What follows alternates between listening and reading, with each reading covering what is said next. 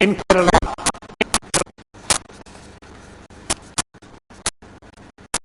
Palakkad are commonly referred to as Pattars. The other caste groups in Kerala call these people as Paradesi Brahmin.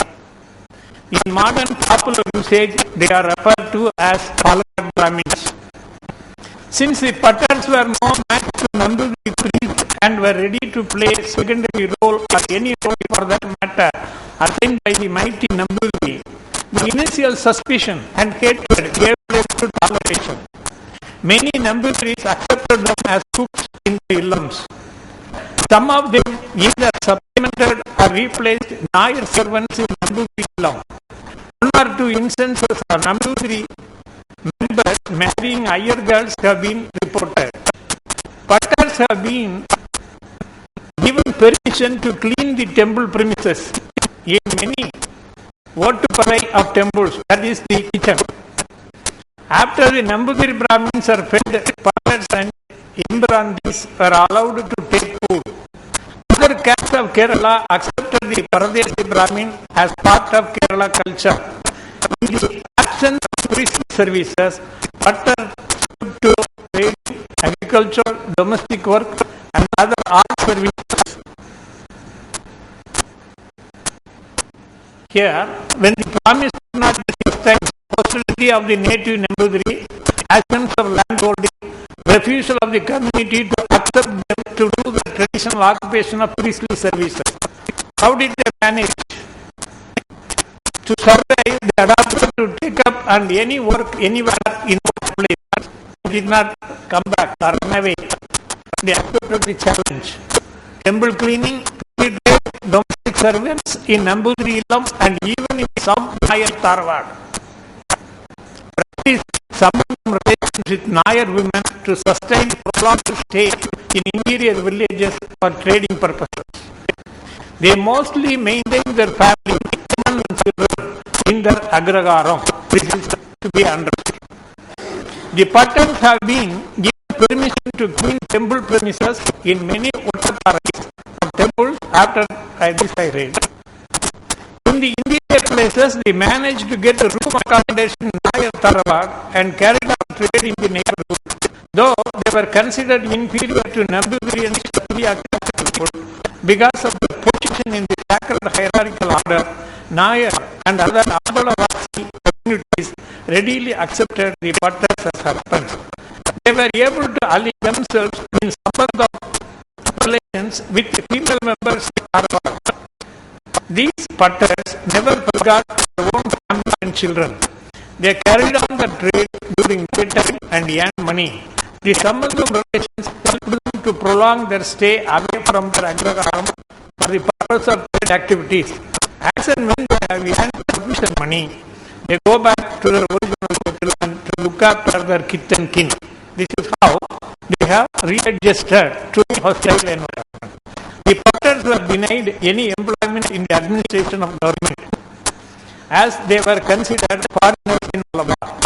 The common man in Kerala loves, likes and respects them. See the contrast of my groups.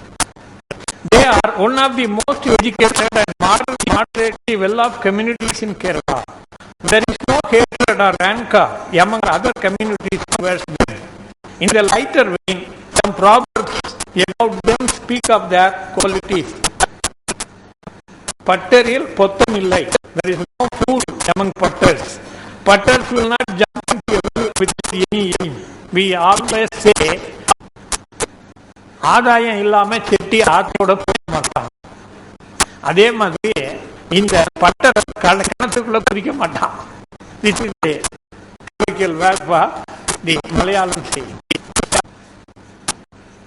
Pattar is found in every walk of life. He makes his presence felt by his superior intelligence, hard work, application of mind and industry.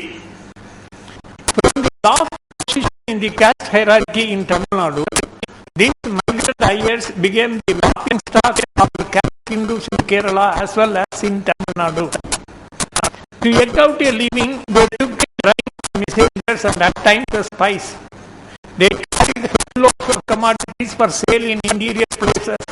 They worked as cooks in Nambudiri Illams and even in Nakannaiaar. They slept in temple veranda, cleaned the temple premises and ate the free food provided in the temple. To carry out their petty trade in interior villages, they stayed in Nayar houses and Sambandham relations. With all these difficulties, they maintained their families in Agrakaram. Though they suffered untold hardships, they provided the kith and kin a reasonable standard of life. How did they manage to overcome all this and began one of the most respected Brahmin groups of India? An empirical study of 120 Pakad Ayyaram was carried out by the researcher on their intergeneration, educational and occupational mobility. The educational mobility was recorded in a 9-point scale. The following scores are given in the table. The mean educational score of grandfather of the respondent works out to 3.2 and that of his father 5.1. The mean score of the respondent 7.5. In the case of the female, grandmother's mean education score for 1.3 and that of mother 10.4 and that of his wife 5.8. The intergeneration educational mobility in a 9-point scale from grandfather to father is 1.9 degrees or 9 scores. From father to son it was 2.4. In the female case, the mean educational mobility score of mother from grandmother is 2.1. From the mother to the present generation, it was 2.4 score.